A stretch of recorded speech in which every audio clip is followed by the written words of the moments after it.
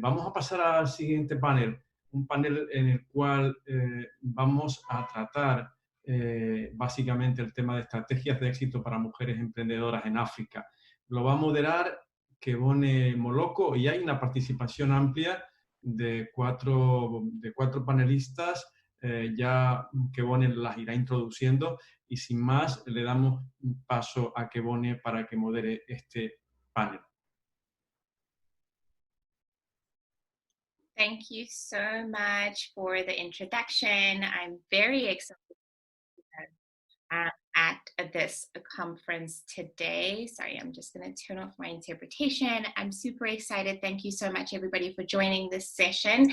As stated, my name is Kebone Moloko, and I am proudly South African born and bred, and I am the co-founder and CEO of Queer Women in Business and Allies, which is a business and resource hub that specifically focuses on empowering and advancing African queer women entrepreneurs. So I'm excited today to be on the A-Team panel, and the reason why I call our panel the A-Team panel is that all of our panelist names interestingly enough, start with an A, and I'm going to introduce them one by one, and we're really excited to have this conversation around successful strategies for women entrepreneurs in Africa. And so my phenomenal panel of women, and I will start by introducing Awamary. If I'm just introducing you, feel free to just wave your hand there. Awamary basically is the CEO and founder of the Women Boss and Innovate Gambia, which is an initiative created to help to revitalize economic development in the Gambia and the region, and to be a catalyst for innovation for women and girls. She is also the president and co-founder of Point Click Technologies, an information technology company, and CEO of ICANN, a consultancy. We're so happy to have you here. Our second panelist is Dr. Asfour, right there with us. Dr. Asfour is the president of BPW International, which is an international organization committed to connecting and empowering women globally with consultative status with ECOSOC and participatory status in the Council of Europe. She's also president of the Egyptian Business Women's Association, the African Women's Empowerment Alliance, the Afro-Arab Women's Empowerment Network, and Secretary General of the African Society for Scientific and Technological Research, among others. Thank you for joining us today, Dr. Asfour. Another one of our amazing panelists, we've got Alesimo Mwanga, if you want to wave to us there. Alesimo is the Research Director of the Global Entrepreneurship Network. GEM is a trusted benchmark in entrepreneurship for key international organizations such as the United Nations, the World Economic Forum, the World Bank, and the Organization for Economic Cooperation and Development. Really pleasure to have you here. And then our fourth panelist is Adama Paris. Adama is a Senegalese designer and entrepreneur, also the creator of Black Fashion Week, which was held in Prague, Bahia, Paris, and Montreal. She studied economics in France and worked in banking before studying and focusing on fashion. And shortly after that, that's when she created her brand Adama Paris as a fashion platform to promote her creations and those of other styles.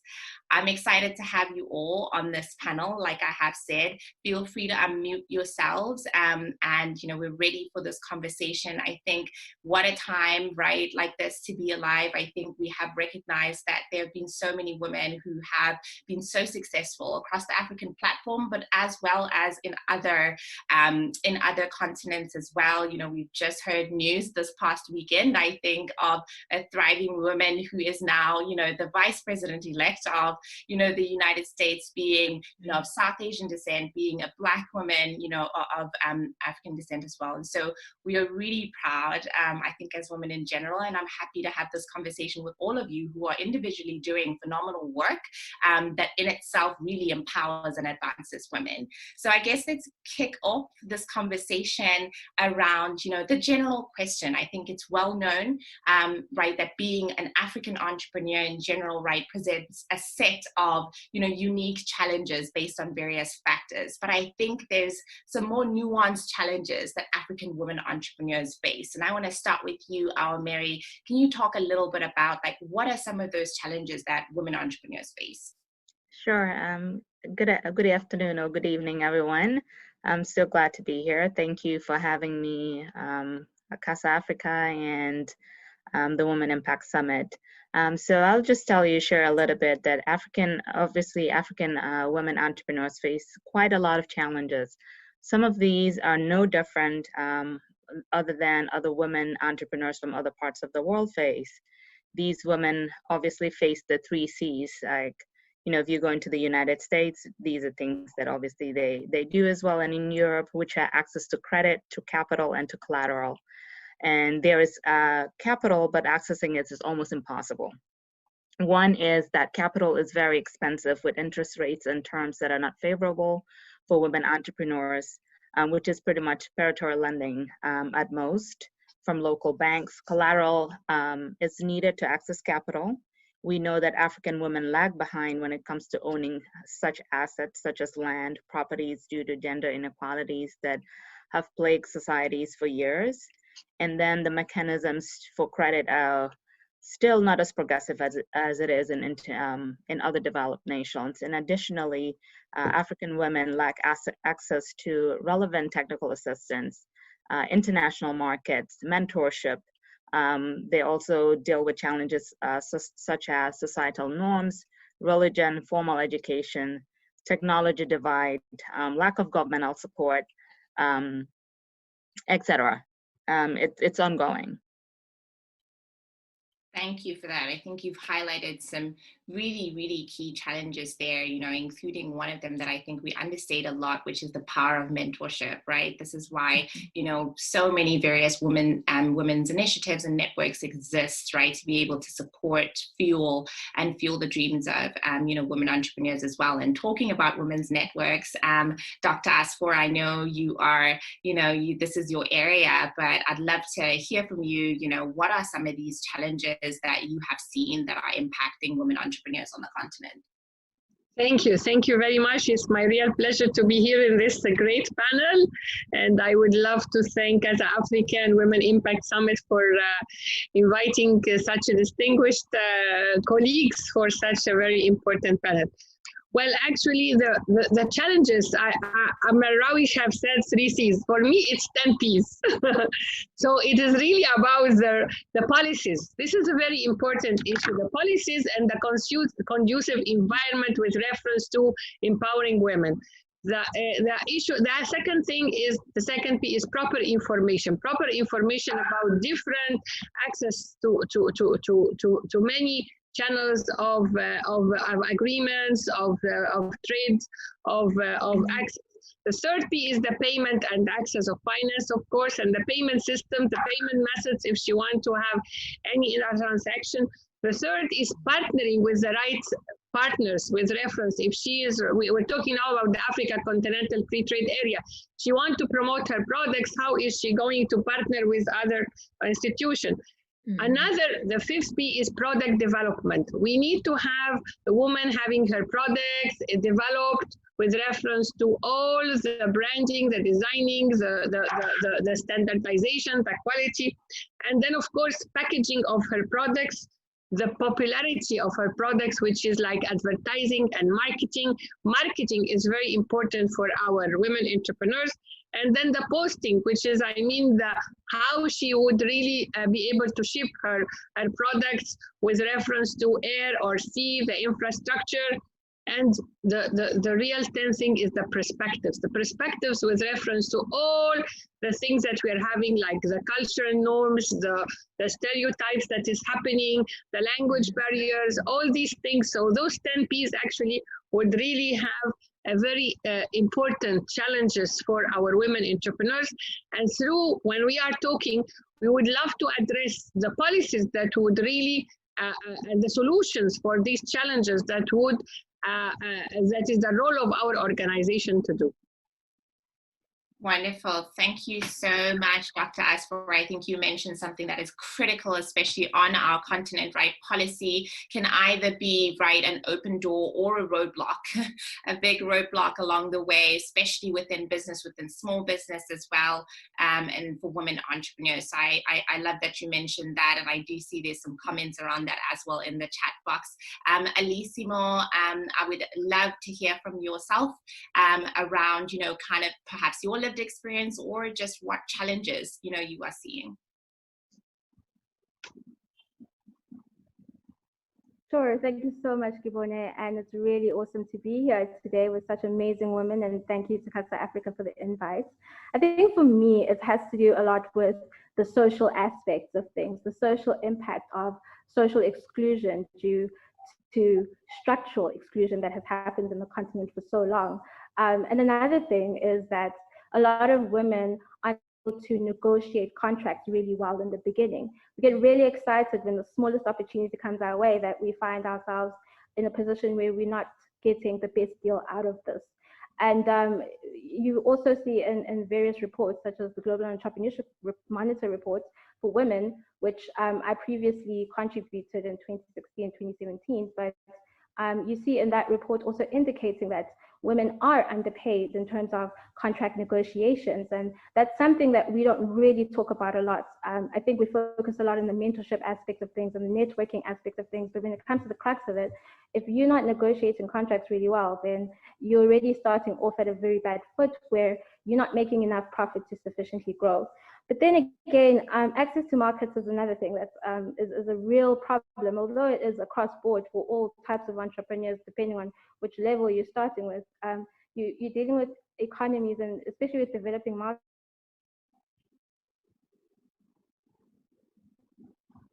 Alesimo, are you there? Sorry. No worries, you're fine. Okay, continue. I find it amazing that we have all these women networks, and I think it's fantastic, and I think it's a step in the right direction, especially you know, in a role for advocacy for policies. But I think it's really important to use those networks to create buying power for women to buy from each other. And I think that networks are not as effective in that sense. And men do it a lot. They have a huge boys club, and you know, I think women are starting to empower each other, but I think it should be intentional.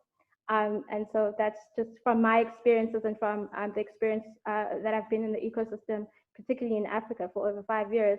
Those are the common barriers that I continuously see, and including myself, because I no longer am at Gen. I actually have my own business now. So I've experienced that a lot, and I feel like those are the conversations that we should be genuinely having. Thank you. Beautiful, beautiful. I think what you're saying is absolutely valid. It also echoes some of what Dr. Asfour was saying around, like, you know, the importance of access to information, right? I think that's the building blocks of all of that in order for us to be able to get to a point where we're able to negotiate on those contracts or be able to build our buying power is we need to know. And the first place that we can go to with that, right, is getting to know from each other, right? Leaning on each other for that information and being able to tap into our networks as well. Thank you, Alesimo. Adama, I'd love to hear from you. Can you chat to us a little bit about the challenges that you are seeing as well that women entrepreneurs are facing on the continent? You're on mute, Adama. If you can just unmute yourself there, no worries. Sorry, excuse me. Hi, ladies. Thank you. I'm really glad to be part of this with you. As an entrepreneur in the art field, it's probably the same as Amany said and Alesimo. It's lack of really government support That's really something that we're facing. It's also lack of proper education in our field. For instance, like just school for fashion, for art, for dancing. Like for instance, if you want your kids to be a ballet dancer or anything like that, you have to go to the US now, because we are not going anymore to Europe because it's too complicated. So and also I don't know who said that, empowering young women. This is really something we really need to systematically do. It's not part of some of our culture. Like mine, it's just like young girls are always okay. We take care of you when the boys are okay. And for my part in our culture, it's really present. Even if we in 2020, it's still something that we still. It's a challenge actually, and yeah, and like especially for my field, fashion. I've been in this business for 18 years, and I mean, it's barely changing. It's just so frustrating. And now that the world is open to digital and all of that, and I'm lucky enough to be in Senegal because we, you know, it's okay here, but we can be. It's challenging to just have a good internet. How can you just go and be in a market where like everybody's out there digitally, and you know, not only the internet, but just the issue of shipping costs more than your item. How can you be competitive in this market? And I suffer because I'm not only a designer, I'm an entrepreneur guy. I produce different shows for 18 years. You know, I kind of create my own ecosystem to help all these designers, and especially the young one who just don't know how to do it. And the issue we really facing is like we are so far behind, not because we're not because we're creative or because we're good entrepreneur. It's just because we don't have the tools, the proper tools that we are not. You know, I'm not the like in Senegal. I'm like queen of fashion, whatever you call it, because I own everything. I own the TV channel, I own a TV channel, I own the fashion week, I own the magazine. So it's just, I mean, I'm not, don't get me wrong, I'm glad to be able to just be an entrepreneur and develop all these things for myself as a designer and for others. But this is not a normal way of doing business, you know, and that's probably my biggest frustration, is not to have something that we can build from, you know, you coming in this business and, you know, other are already like your first day, other are already there, and you have to build stuff that exists in other countries or other continents, and it's a frustration, and sometimes that they criticize us, African fashion. Yeah, we can see them in magazines and in shops, and you know, they're not, you know, yeah, but it is what it is. And finally, none of like the big investor I know invest in fashion. So that's our own, that's our biggest issue, because you know, Isabelle Marant, Dior, whoever name them, they have. You can't have a proper company without investors. So they're treating us still like it's a hobby, and they want us to be a businesswoman. You know, it's just, you have to pick.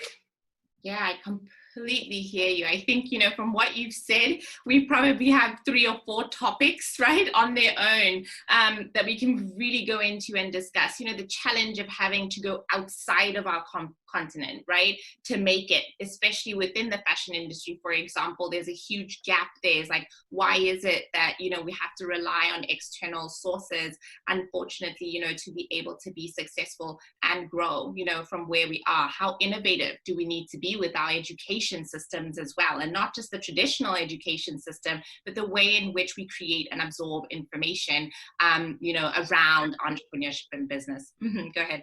Yeah, and just to add, like, with your comment, and also we, like, this is from my experience as I come back home, and, you know, being in Africa, living here, you really have to unlearn everything you learn from them.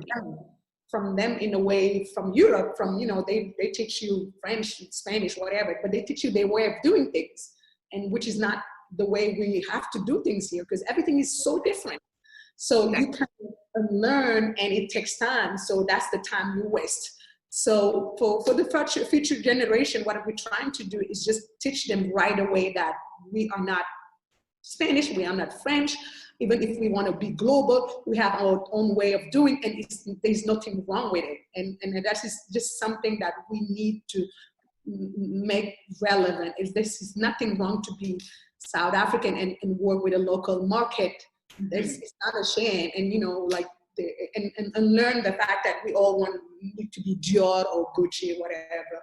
We can have our own top model, our own top fashion designer, and for God's sake, try to trade in between us. We are the largest team, and we have that. Because, you know, like when I see young designer, when they start, they always want to go to Paris. They want to go to New York. They want to go. You're absolutely right. Yeah, thank you for that. African. No, yeah. Like lots of women out there, or lots of people from African descent. I'm criticizing ourselves. We don't buy enough of us.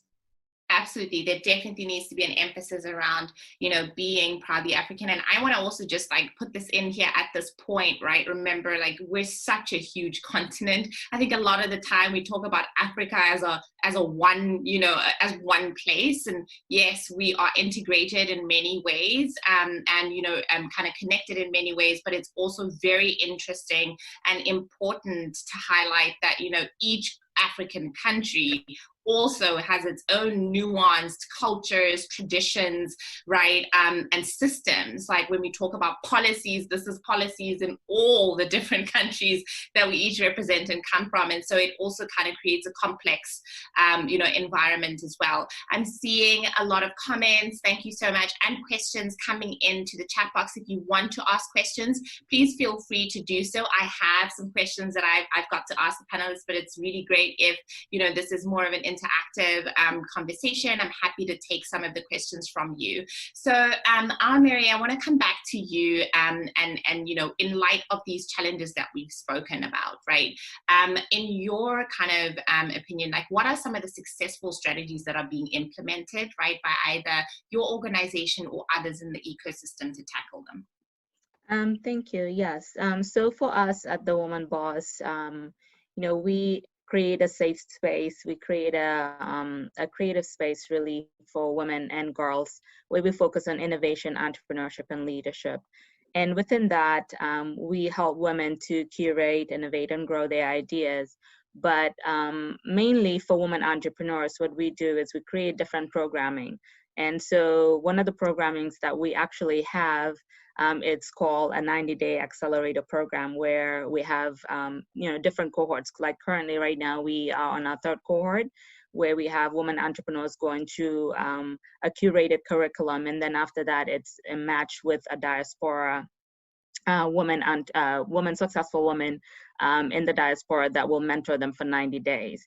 And we found that that's actually worked and helped them, because what we're doing, one is creating that not only that mentorship, but also the training that the technical assistance that they really required and needed.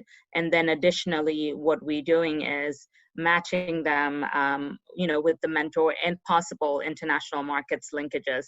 And that's what's one thing that's been very, very, very lacking. What we found, I know that most of the entrepreneurs that we're working with right now, it's in the Gambia, even though we have, like the following week, we have a global virtual accelerator program from women all over the world. I mean, from all over the world, actually. But I think what really needs to happen is creating that linkages, because like Adama just mentioned is, you know, we have She Trades Now, for example, in the Gambia, and She Trades Now is penetrating Africa. But unfortunately, what happens is they tell you it needs to be a specific way of doing things. It's almost like you have to check boxes for you to have that access to link it outside. And so we as, you know, as African women, and we deal with, you know, at the Woman Boss, we deal with all sorts of entrepreneurs, whether it's from fashion industry to, you know, women fish in the fishing industry, from agribusiness, food processing, etc. And so we try to find that market and that market linkages. And sometimes it's very, very tough, because Dr. Amany actually mentioned a little bit of that. saying is the packaging needs to be right, because you have very limited resources in Africa, especially in the Gambia, where, you know, one, you don't have organizations that can even certify your product for you to go into the international market. And number two, you know, you have very limited resources in terms of, you know, mentorships and women that are willing to do that, and the time. I mean, you have a woman that's usually a wife at home, running and cooking, running a business, has a job. And so, you know, you tend to find lots and lots of hurdles that you really sometimes don't find somewhere else, because there's some sorts of segregation. And I think, you know, Dr. Amany really covered a lot, that those are the things that we needed. So for us at the Woman Boss, we try to leverage that. We talk with government, try to see how we can change policies for women to make it more favorable for them. But it's still a long shot to say that this is going to be strategically, this is what's best for women in Africa. We still have a long shot.